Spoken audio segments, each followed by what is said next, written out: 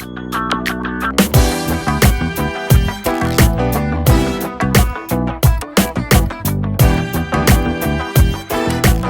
Faith family, what an awesome couple of weeks we've had. So exciting as we thought about our church picnic. What an awesome blessing of a time that was. I loved the food and the fellowship, and boy, nothing beats baptisms, does it? People publicly proclaiming what God has already done in their heart. What a joyful celebration that was. And we had these neat t-shirts. I have decided. It's pretty neat when I'm out wearing this in public. Somebody says, well, what have you decided about? I've decided to follow Jesus. That's what the old song says, doesn't it? Well, I've been thinking about that phrase, and more importantly about the scripture that's on the shirt as well. Luke chapter 9, Jesus calls some people to follow him. And they say, yes, Jesus will follow you, but let us do this first. See, there's a thing that is there. It's a nagging thing.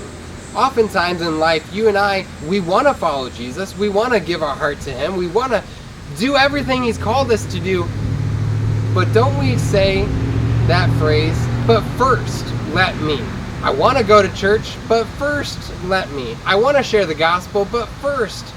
I want to love my neighbors and do this, but first. Jesus doesn't want us to but first. He doesn't want us to put anything in front of him. And the things that those people that Jesus had called to follow him, the things that they said that they needed to go do, they weren't bad things, but they were things that weren't following Jesus. Following Jesus is the most important thing that you and I could ever do.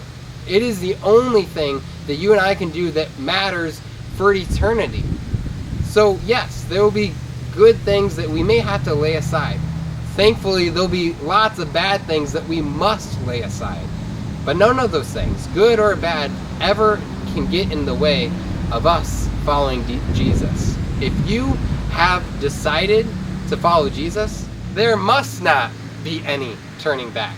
If you have decided to follow Jesus, there must never be turning back.